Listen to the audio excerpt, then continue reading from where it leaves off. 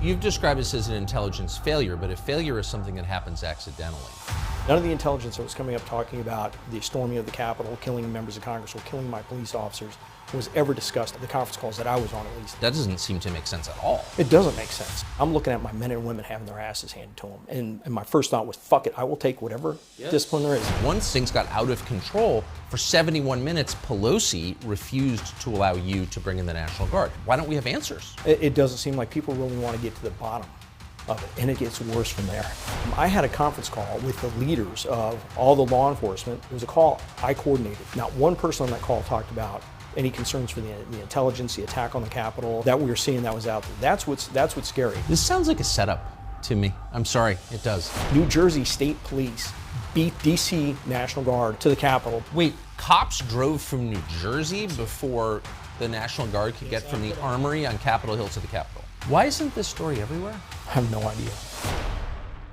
If you wanted to understand what happened on January 6, 2021 at the U.S. Capitol, one of the first people you'd talk to, maybe the first, would be Steven Sund. Sund was the chief of Capitol Police that day. He knew more about what happened than virtually anyone else in the United States. And yet congressional investigators weren't interested in talking to him. The media, not interested in talking to him. But we were. So earlier this year, we did a long sit-down interview with Steven Sund about January 6th. That interview was set to air on April 24th of this year, and it never did. We don't own that tape, so we can't show it to you. So instead, we invited Steven Sund back to explain what he saw and experienced that day. What he has to say is shocking. We recommend you watch. Mr. Sund, thank you very much for coming back. Thank you for having me back. So I want to start with the days before January 6th, 2021. It was commonly known there was going to be a demonstration, or believed there was going to be a demonstration in front of the Capitol that day. You were the chief of Capitol Police. You're in charge of security at the Capitol.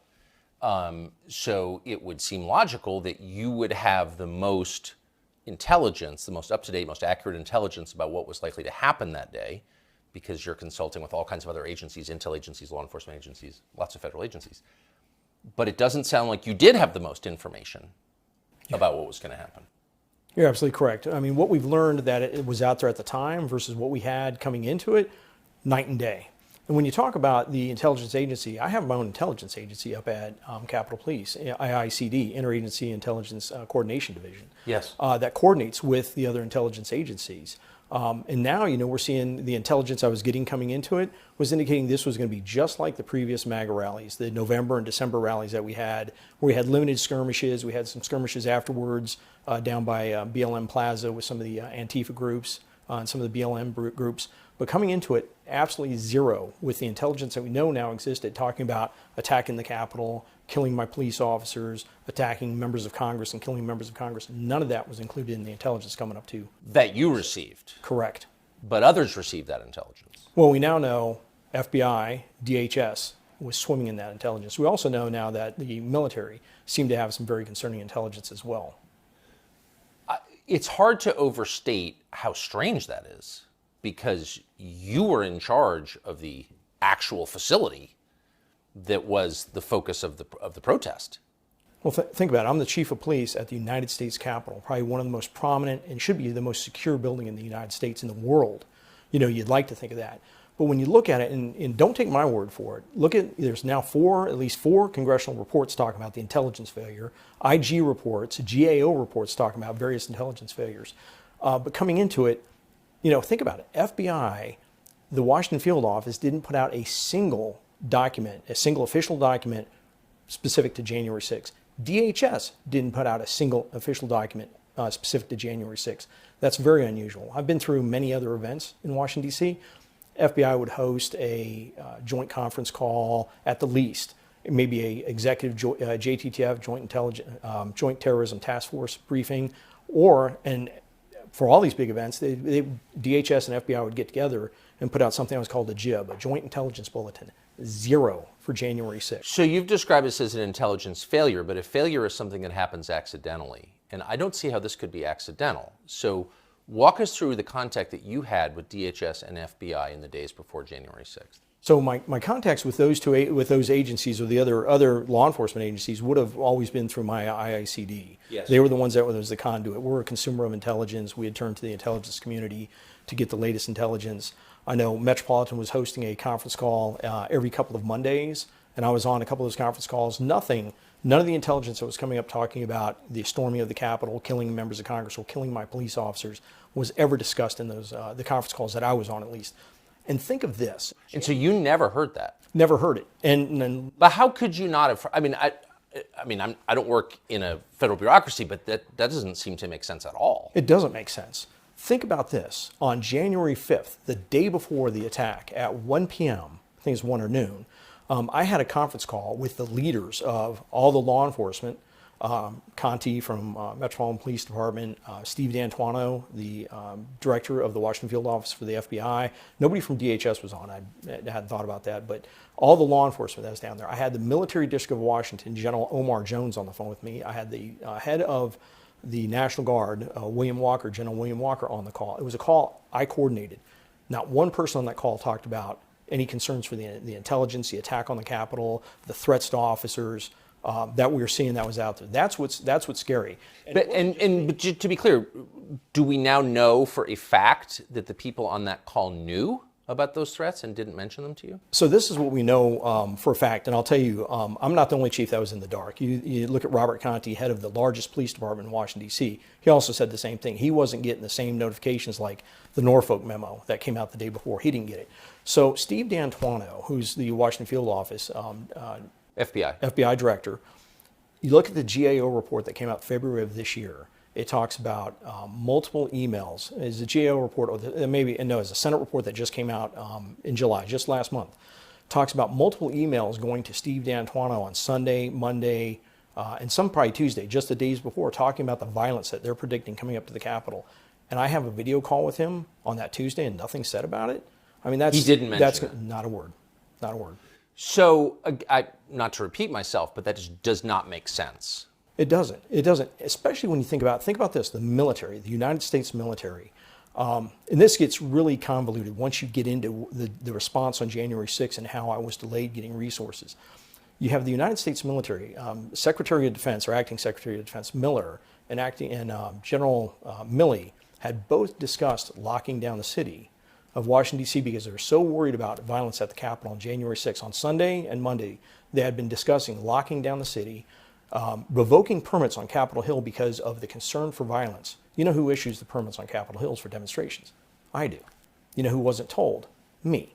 Instead, on January 4th, what does Miller do?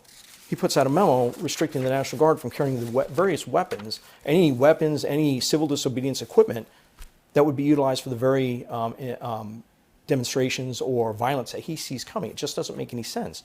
Wait. So the military says we're so concerned about potential imminent violence that we are considering shutting down the city. But at the very same time, they decide that the National Guard can't adopt an aggressive posture to protect the city. They're deploying because they're going to be deploying National Guard to assist Washington, D.C. with crowd control at metros and some of the traffic control areas. But they put this out on January 4th, specific to January 5th and 6th. And this direction affected the National Guard in Virginia and Maryland. When I was calling, begging for assistance on January 6th, they weren't allowed to respond at first. You look at Governor Hogan. He did a press conference saying he was begging to respond, and he was being denied by the Pentagon, all because of the memo. So why? You know, you begin to wonder why, and especially when you look at things like something that I recently came across when you talk about the military. General Milley, you know, we're now finding out, and it's not from me. This is from Carol Leonnig, you know, investigative reporter with the Washington Post, has found that he was using Dataminr on his own, coming across intelligence. Tell us what Dataminr is. So Dataminr is an intelligence platform. It's not something your average citizen would have on their computer. I guess it goes in and does crawling across webs. I'm not really sure how it works. Yes. But it's not it's an intelligence platform.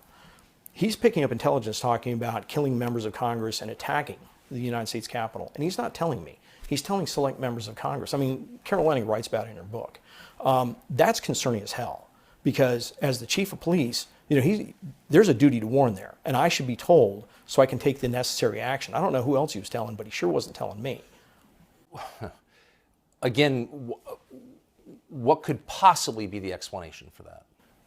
I'm not really sure. People But are. you've done this for over 30 years. You're very familiar. You've been in law enforcement in D.C. specifically for over 30 years. So you know how the city runs. You know how the federal agencies respond to protests. This is not the first violent protest. Not at all. There have been many. I've done many national special security events, and this was handled differently.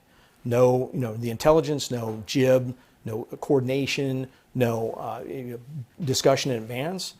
It's almost like they wanted it to be watered down, the intelligence to be watered down for some reason. I talked about a little bit in the book that maybe they were concerned for the Trump invoking the Insurrection Act, and they're worried about that.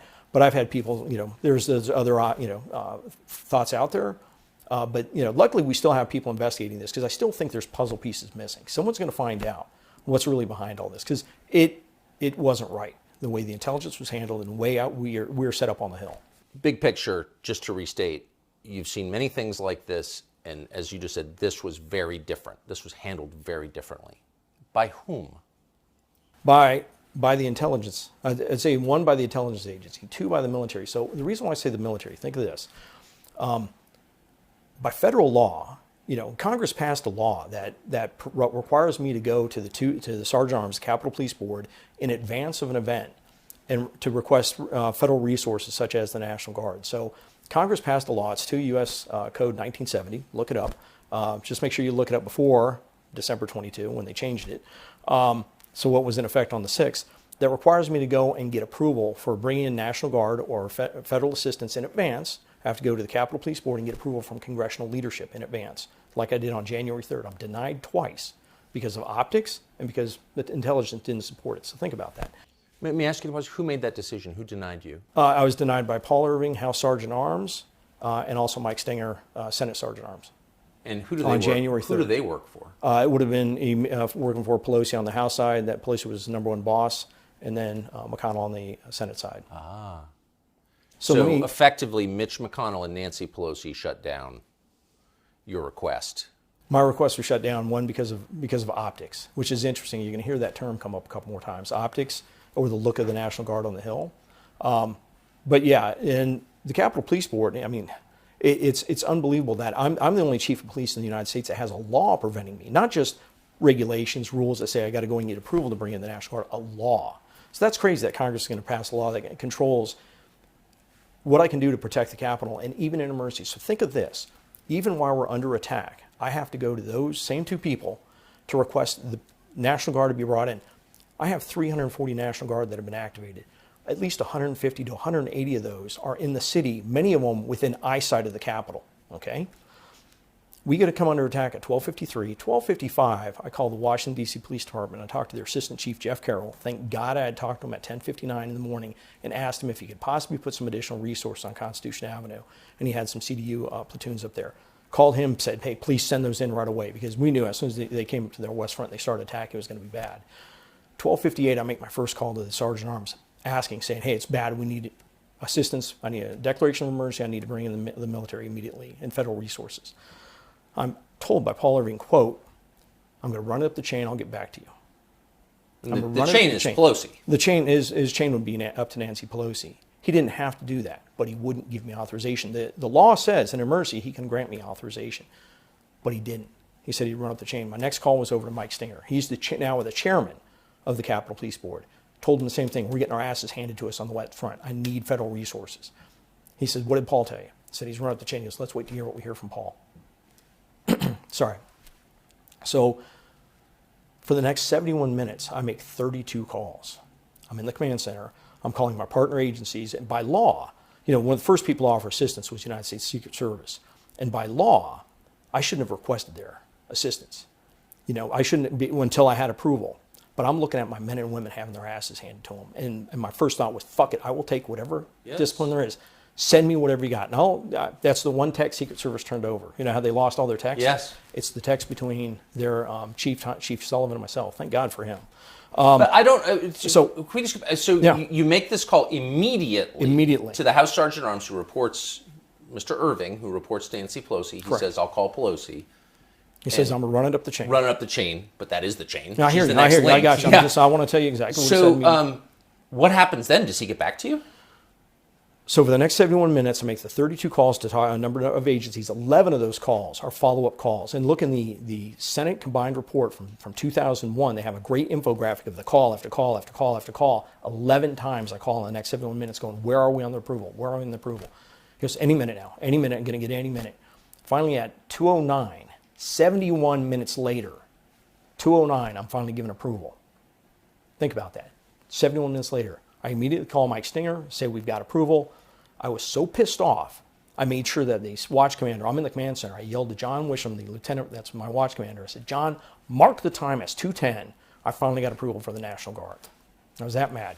So what is I just want to pause on this for a minute. That's like, it's almost unbelievable. So this is an event that Pelosi herself has likened to Pearl Harbor and 9/11, the worst thing that's ever happened on American soil.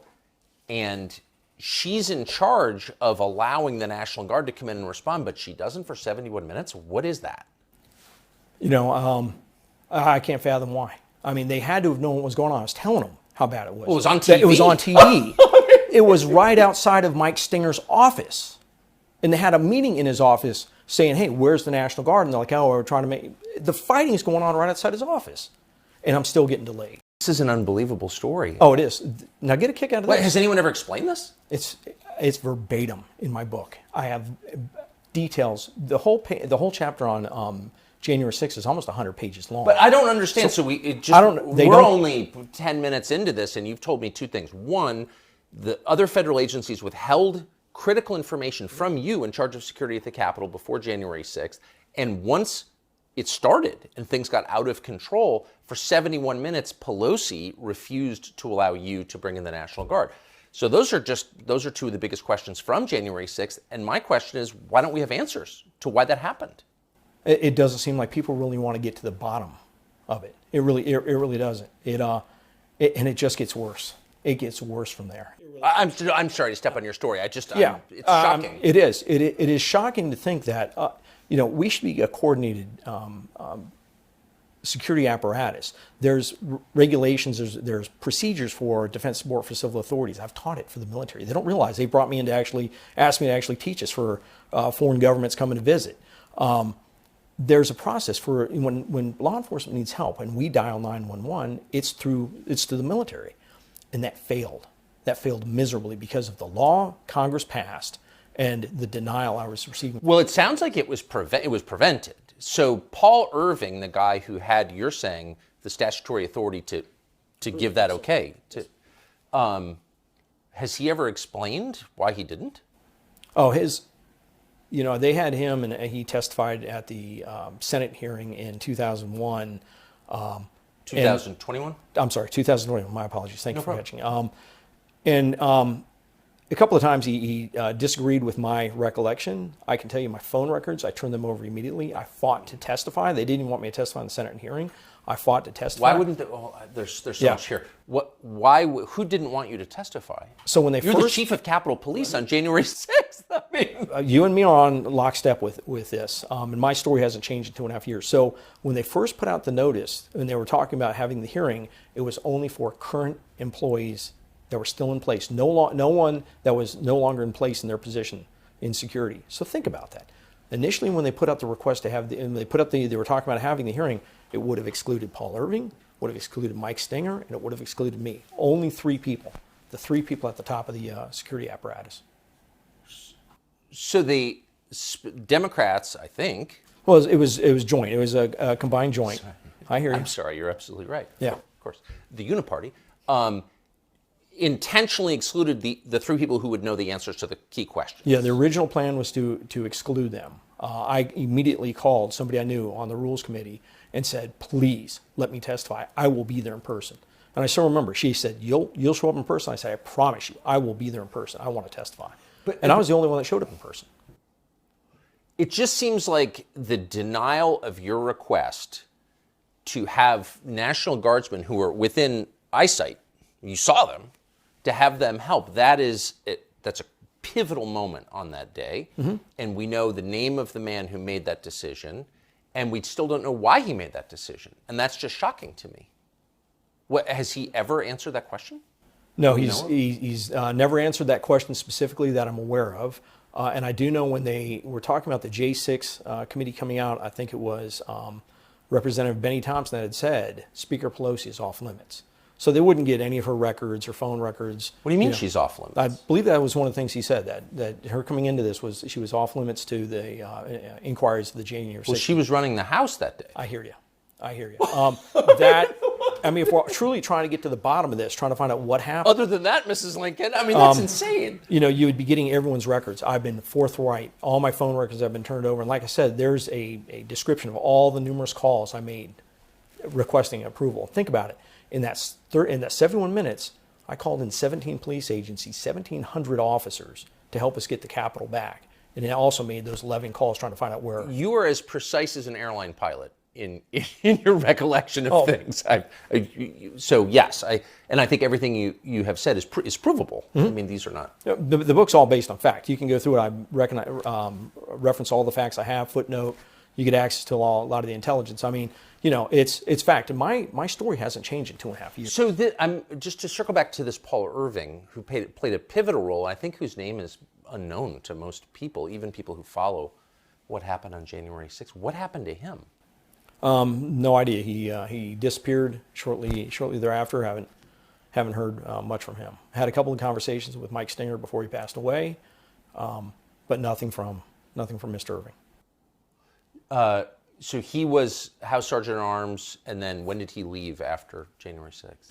So it's interesting. So he officially left the 7th, but his signature is on a document making my assistant chief of intelligence the chief of police on the 8th. It's kind of weird the way it worked, but so I guess he was out the 7th or the 8th.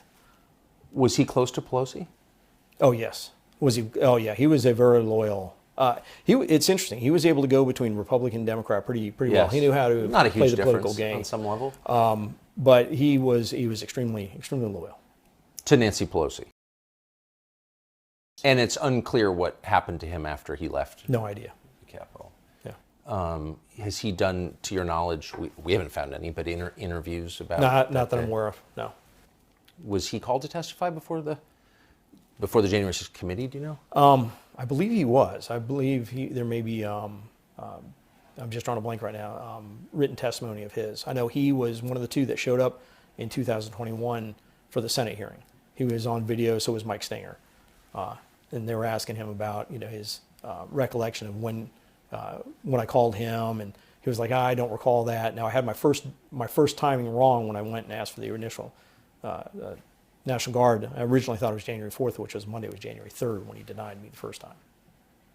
Even though he apparently, or certainly federal agencies, had intel suggesting this was going to be a bigger than normal protest and could be violent. Absolutely. Now, when you look back and you see some of the intel that was out there, and I reference a lot of it in the book, there's intel talking about going up and killing the palace guards. Those are my officers.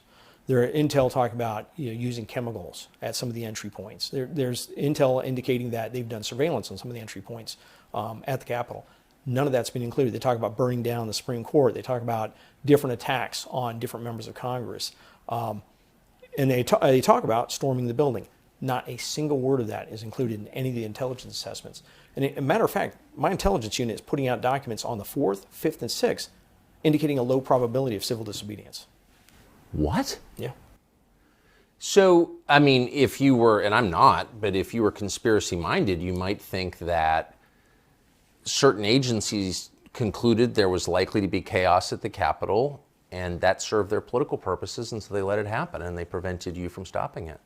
When you tie that into a number of other things that happen, and if you haven't been, I'd love to take you through some of the military stuff really quick. And I hope you will at length. And can I just ask, I think most people don't understand that the U.S. military would have a role in a domestic political protest. Why would the U.S. military, which we pay to fight wars abroad, be involved in a protest in the United States? So the way it would work is, like I said, through a program. A lot of times the military will come out, they'll do support for civil authorities, whether it's COVID response. They did it during the avian flu, but they'll also do it during civil disobedience. We've used them I've activated and sworn in hundreds, if not thousands, of National Guard troops for IMF World Bank, for inauguration. So we'll have them to help line the parade route. just to help us fortify the perimeter. Sometimes they'll have what their QRF, quick response force, in reserve in case we need additional civil disturbance support. So that's how they'll kind of support law enforcement. So 340 were activated for traffic control and management of crowds around like metro stations, so they weren't backed up and stuff like that. Not for specific civil disobedience. So we knew we had National Guard in there. And the Defense Support for Civil Authorities program is, if we become overwhelmed, our backstop for law enforcement, and I used up all my resources, and I was overwhelmed, would have been the military, specifically the National Guard. So 209, I get approval to bring in the National Guard. Probably 210, 211. My first call, well, I've already called General Walker. Called General Walker at 1:51. I was like, I can't wait any freaking longer. I call him, I said, send me the National Guard as quick as you can. I'm going to get approval any minute, because he asked, do you have approval from the Capitol Police Board? And I said, I'll have approval any minute. Please just get them coming this way. So they're within eyesight. Shortly after 209, I talk to them. 2:34, I get a notification to get on the call with the United States Pentagon. I have to sell my request for the National Guard. I'm on the call with a Lieutenant General Piat, trying to make sure I have his name pronounced right, and a General Flynn is on the call. And it's mainly Piat that I'm speaking with. I get on the call, Mayor Bowes is on the call, Chief Conti's on the call, and I said, I need the National Guard immediately. This is an urgent situation. I still remember saying urgent twice. This is urgent. And they got to be looking at the same TVs I'm looking at. I need the National Guard immediately. You know what his response is? Don't like the optics of the National Guard on Capitol Hill. He goes, I would rather have your officers in the fight and we can backfill your officers somewhere else. I said, I don't have that option. All my officers are in the fight. He goes, I'm telling you, I don't like the option of the National Guard. I don't like the optics of the National Guard on the Hill. I said, sir, we're having our asses handed to us. This is life or death. I need assistance immediately. And I still remember, he said, my recommendation is not to support the request. And I still remember Robert Conti going, whoa, hold on. You're denying the chief of the Capitol Police? And he comes back and says, not that we're denying him. I just don't like the optics of the National Guard on Capitol Hill. And he goes, and he goes back to that again, I'd rather backfill your people. I said, sir, I don't have that option. This sounds like a setup to me. I'm sorry, it does. It gets better. So I beg, and he goes, well, I'm going to walk down the hall and we'll talk to the Secretary of Defense or whoever he's going to talk to. Right then I get notification. So I'm still on the call. We have the shooting of Ashley Babbitt. And I said, we have shots fired. I still remember yelling over the phone. We have shots fired on the U.S. Capitol. Is that urgent enough for you now?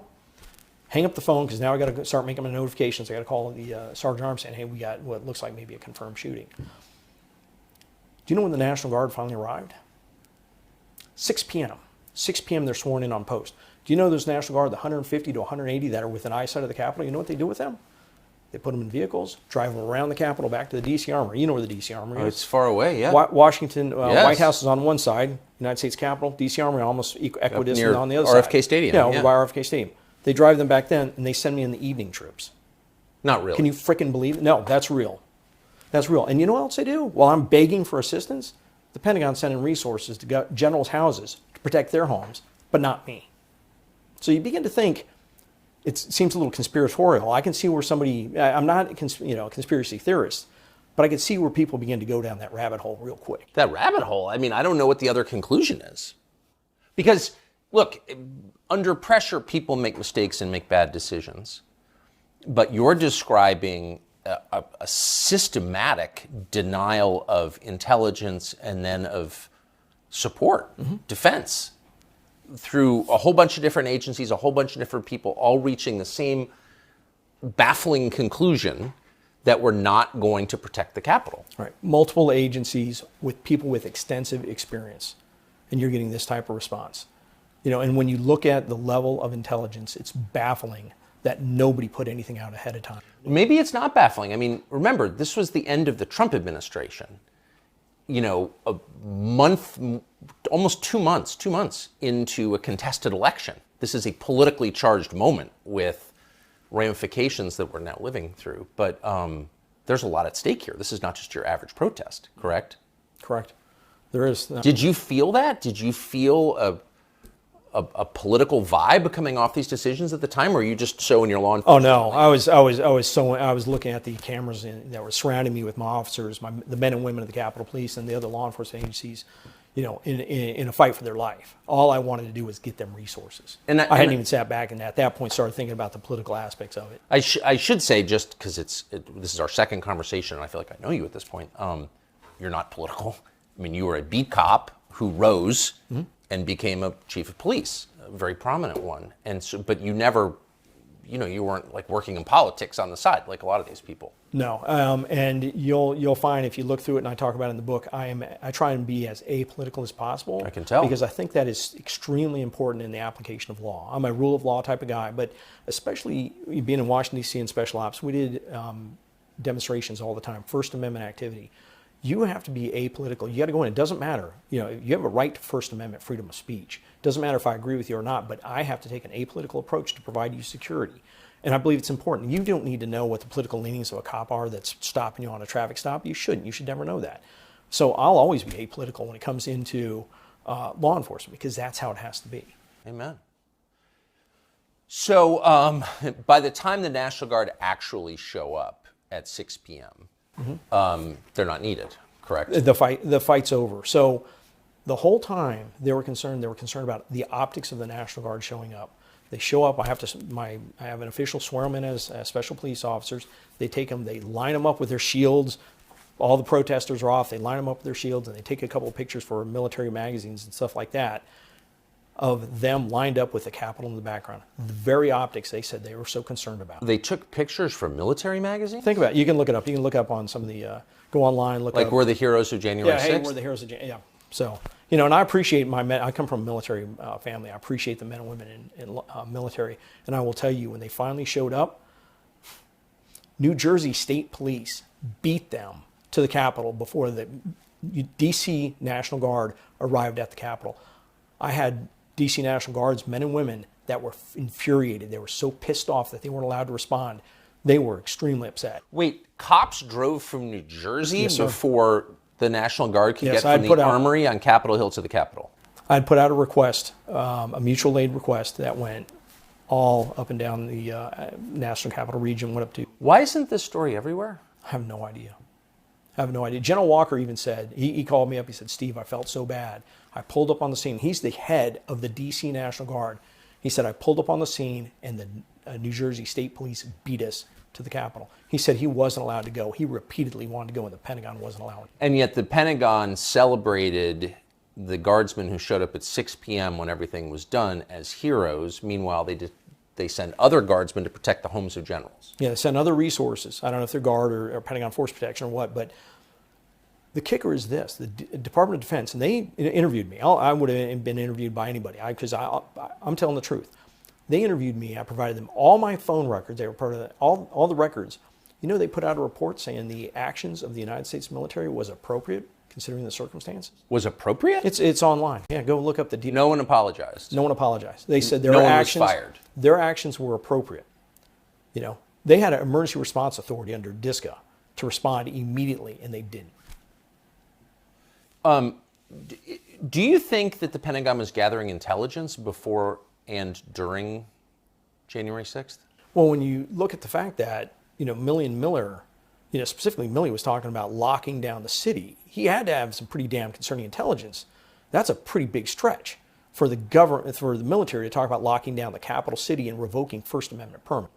In a democracy, that would be a big step. I mean, that's a big stretch. It's close to a coup, actually, Yeah, at that point. and then when you hear, about some of the stuff he was getting online, and he was only talking to members of Congress, it raised a lot of concerns. Does the Pentagon, does Defense Intelligence Agency have undercover intel operatives that you're aware of? I have no idea, and I think it is important, since you bring up the intelligence. It's important for people to realize, again, as the United States Capitol Police, we're not part of the intelligence community, the technical IC.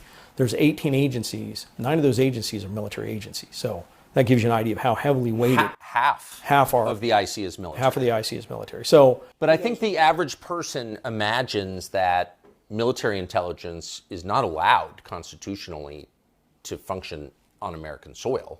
yeah, you'd think, I don't know Because we're not ruled by a specifically. junta. Yeah, I mean, I don't know the specifics, but you'd think But that it in would your be. career, have you seen evidence that the half of the IC, half of those 18 intel agencies, the military ones, are working in the United States? I've never received, in my times of doing special events, demonstrations, intel briefings, I've never received intel from the military. So it's always been, the DHS, FBI. It's always been those folks. Never anyone said, "Hey, we got this from military intelligence." So, in the aftermath of January 6th, there's been a huge debate over to what extent, there were federal agents or people who are working in some way for federal agencies in the crowd.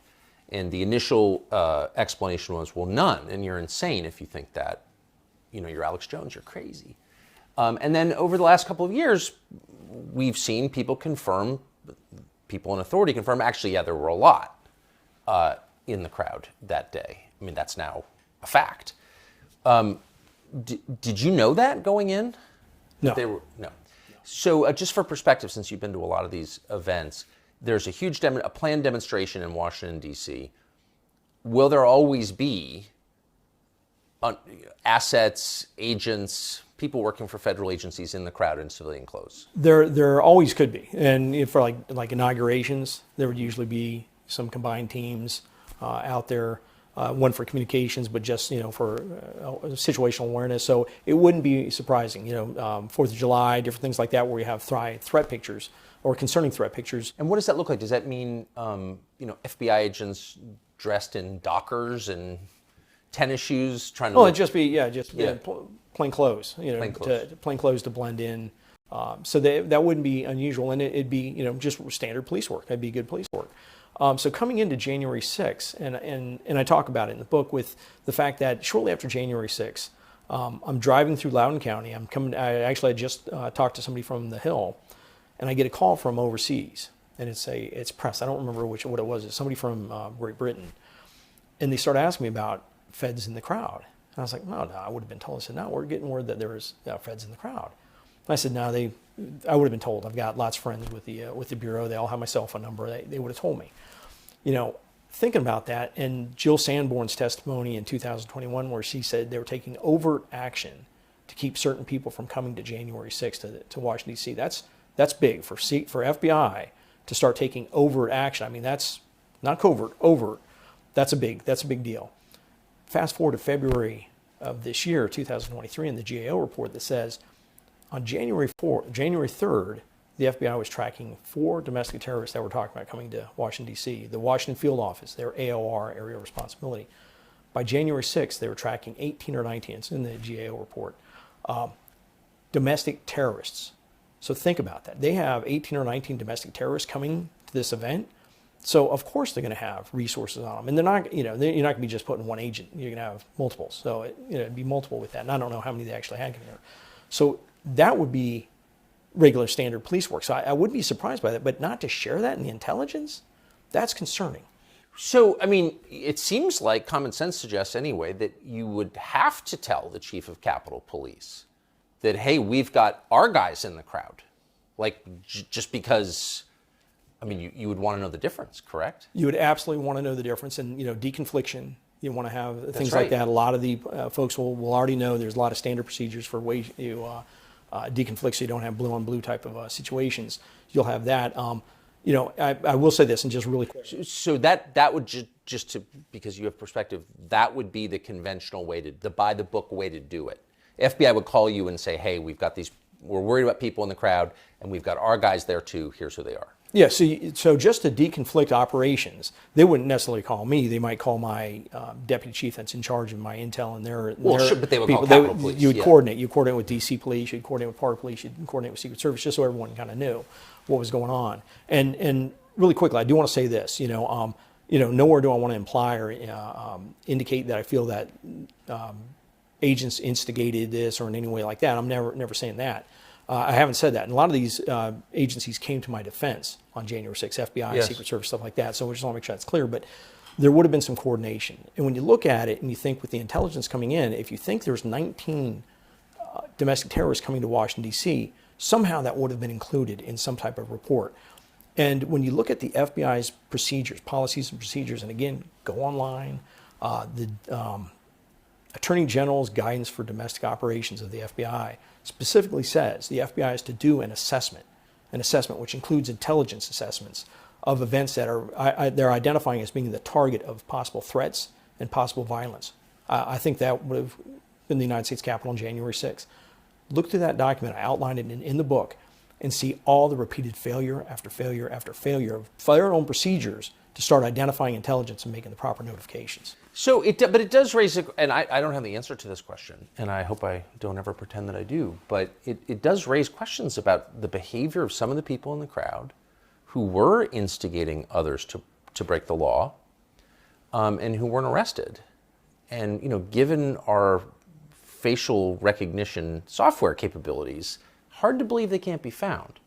And I would specifically cite a man called Ray Epps, who's now a hero on the left and funded by the Democratic Party, et cetera. But take the politics out of it. What is that? Here you have a guy on camera repeatedly saying, we're going to the Capitol. We need to go into the Capitol. Into the Capitol. And he's not in jail when people who didn't go into the Capitol are in jail? What do you make of that?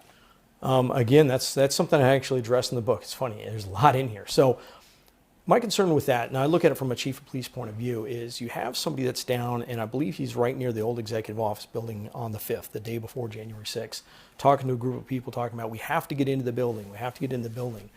And then the next day to see him at what's called the Pennsylvania Avenue Gate. It's one of the two fence lines I had down at the West Front. And he's there, and he clearly sees the banner, the metal crowd control barriers that are up with the signs saying restricted, and so he knows that's a restricted area. And he's up there, and you see him lean in, and he whispers in somebody's ear, and he covers his mouth in such a way so you can't read his lips or anything. Whispers in somebody's ear, and that person moments later is attacking my officers. That's suspicious as hell to me. It raised a lot of concerns. What is that? And what's interesting is I believe... and that's verified. The person into whose ear he whispered... Yeah, I think if you watch the video, you see that, and that person immediately go and start pulling on the gate and start fighting with the officers. And what's interesting is I believe he went on 60 Minutes. And on 60 Minutes, what he said was he went up to the officer and he told that officer, these officers are on our side. Don't hurt these officers. I believe that was pretty much not verbatim. But don't hurt these officers. They're on our side. Don't hurt these officers. Well, if that's the case, why would you cover your mouth and not yell it to everybody? Because it didn't seem like that protester was the only one that was possibly going to be hurting the officers. You had a whole bunch of people next to him. Why wouldn't he tell it to the whole group? I don't know. I know that Epps is being encouraged by partisan Democrats to sue people who raise these questions, but they're fair questions, and I'm going to raise them anyway. How, given that tape, could the January 6th committee defend Ray Epps, which they did? Doesn't make any sense to me. Yeah, I'm having trouble answering that one. I don't know. Interesting. How many how many federal agents, officers, assets, people connected with federal agencies do you think were in the crowd? Do we have any idea? I really have no idea. More or fewer than normal, would you say? Well, if you have, again, going back to what I'm reading now in the GAO report with 19 domestic terrorists possibly coming in, I've never seen anything like that in Washington, D.C., so you may have a larger than usual presence. Amazing. Who's Yogananda Pittman? Yogananda Pittman was my assistant chief for intelligence and security. Okay. So did she have the intelligence that you didn't have? I don't know. What do you mean you don't know? I don't know. You don't know what you don't know. I don't know. Good point. I don't know what she had and what she didn't have, but I do know that when you look at it, and we immediately knew.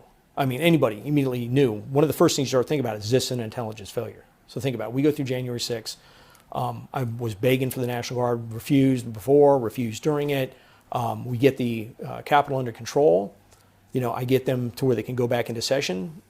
7:30, they elect to go in at 8, and then the House goes in at 9. But nonetheless, so think about this. The very next day, less than 24 hours after we got control of the Capitol, Nancy Pelosi goes on national TV, blames the leadership at the top of Capitol Police, calls for my resignation on national TV, and then lies about me. Okay? The very next day, puts Yogananda Pittman as acting chief. But Yogananda Pittman, you just described her as the head of intelligence for Correct. Capitol Police. Correct. So if there was an intelligence failure, which again doesn't seem like a failure, it seems very intentional to me, but if there was such a failure, she'd be responsible, correct? Or she'd be in the chain of responsibility anyway. Well, I mean, she was the head of intelligence. So if there's an intelligence failure, my thing is, do a proper analysis. Why do a knee-jerk reaction? I mean, putting her in charge. I mean, she ended up getting a vote of no confidence, so she didn't get the position from the police officers because many were upset with what happened. Where did she wind up? Where is she now? Yeah. She's chief of police for the University of California, Berkeley. Interesting. So right across from Nancy Pelosi's district. That is correct, in the sir. Bay Area. That is correct. So you just kind of take the Bay Bridge over there, and that's where she is now. What does that position pay? Do you know? I think it pays pretty well. There was, Pays extraordinarily well. I'm sure it pays. I'm sure it pays pretty good. It's interesting. There was a hearing just recently that was on TV. You can look at it, where the chief of police, Tom Manger, was asked about her position. It turns out that she was given some type of a secret leave so she could start her job on February 1st as the chief of police and not retire from the Capitol Police for months later. Oh, so you should get the benefits. Yeah, think about that. Yeah. It appears to be against departmental policy, and nobody allegedly was told. What you're saying is that the head of intelligence for the Capitol Police, which demonstrably didn't have the intelligence it needed to protect the building, that person was first elevated to acting chief of Capitol Police and then given a very high-paying job right across from Nancy Pelosi's district at the University of California, Berkeley. That is correct. And I will say this. So that looks like a reward to me. Well, I do know that the unit had significant intelligence. And I know many people within the unit were pushing that intelligence up to the leadership of the unit. So I do know that. Many of them became whistleblowers, and many of them were punished and forced to resign. Yep. This looks like a scam. I mean, Just saying. It just gets more convoluted. I feel so bad for the men and women in the police department, what they went through. I feel so bad for the intelligence analysts and what they went through. Many of them, it was really, really bad. I feel bad for the officials that were either demoted, forced to resign over this, forced to retire early. There's a lot of people that need someone. I think an outside entity needs to come in and do some investigation about what went on with. We've had many entities doing investigations. Yeah. I believe we impaneled this committee or commission, this body of members of Congress that went on for about a year and was on the news every single night. Did they address any of these questions? No, sir. How could you have a January 6th commission whose job it is to figure out what happened on January 6th, not get to the bottom of why the head of intelligence at Capitol Police didn't pass on the intelligence, why the chief of Capitol Police was kept in the dark and denied support from the U.S. military, why Yogananda Pittman wound up, after failing on January 6th, getting a high-paying job right across from Nancy Pelosi's district? Who wouldn't ask these questions? Yeah, well, I know there's people on the Hill still trying to ask those questions, and hopefully they can get answers. But it looks like they keep running into roadblock after roadblock after roadblock. But it's hard to believe 2.5 years later, we're still at this point. I still think somebody along the line is going to find, the smoking gun, the missing puzzle piece, and put this together. But it does. When you look at it, and there's still so much more to it, it just begins to raise more and more questions. It's interesting to talk to you because, this is my assessment, but you seem like a very straight arrow guy.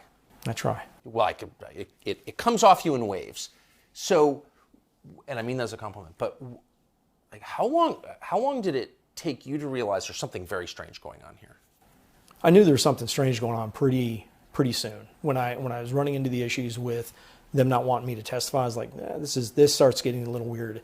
And then when I started sitting down and talking to officers and getting information, then finding out from some of the intelligence that was out there and where it was, and seeing some of the emails of the intelligence analysts pushing it up to their officials, I knew something was fishy. I mean, think about it. How can somebody not look at all this and think something's odd? So, I mean, we have a media whose job it is to get to the bottom of questions like these, or at least to ask the questions of knowledgeable people with relevant experience, and you're at the top of that list. We interviewed you, never aired, at a previous job, but how many other long interviews have you done with media outlets? Long ones, not very many. I actually can't think of any. I've done 60 Minutes. That's probably about the longest. And how long, from your 60 Minutes interview, how much of your account wound up on television, do you think? Estimate. 3 or 4 minutes. 3 or 4 minutes. 3 or 4 minutes. So you're the chief of Capitol Police on January 6th. Common sense suggests you'd be the first person that any reporter trying to figure out what happened on January 6th would call. You'd think. Is your cell phone buzzing day and night from No. curious reporters trying to find the truth? No, it's calmed down. I mean, the first couple of days were something else, but it's really calmed down. And I'm not stupid when it comes to law enforcement. I've been in law enforcement for 30 years. I've done everything from capturing homicide suspects to doing, barricade situations. This didn't have to happen. This was screwed up from the get-go. Didn't have to happen. Numerous opportunities to prevent it from happening. Numerous opportunities from preventing my men and women from going through what they had to, and it never happened. There was never that opportunity to stop that train. There's always a concern that politics will infect law enforcement and the justice system more broadly. And I think you've thought about this. It's one of the reasons I think you said we need to be strictly apolitical in the way we administer law enforcement. It does seem like things have changed. And it does seem like politics affect the way we enforce the law. Does it feel that way to you? Yeah, and again, that's one of the things many things that are in here. I talk about the 2020 riots versus the January 6th attack. The riots in front of the White House where famously St. John's Church was set on fire. Oh, White House, across the country. I talk about the White House, and I talk about an agency that was formed by Congress specifically for the protection of the United States president, the Washington, D.C. Police Department. The White House is under attack, and they are prevented. They are prevented. I know it's not from Chief Newsom. It's from his, he was the chief at the time. It would have been from above him. They're prevented from going on White House grounds and helping the United States Secret Service with defending the White House. So think about that. Who made that decision? Again, all I know is, Newsom's hands were tied. So Mayor Bowser, higher? I don't know.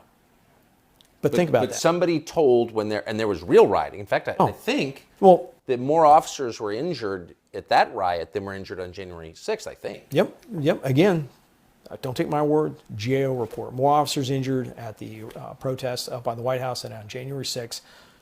And I'm told by Park Police, all charges were dropped, according to the fighting at Lafayette Park and at the White House. There were Secret Service agents bloodied and battered over there. There was a number of federal agencies that were hurt.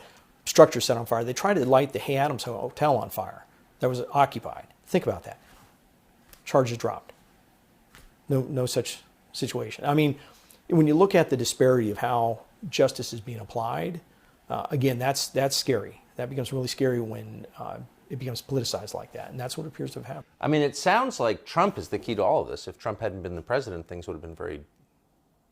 responses would have been very different, don't you think? I mean, if Barack Obama had been president, do you think that someone would have told MPD, the Washington, D.C. Police Department, they couldn't protect the White House?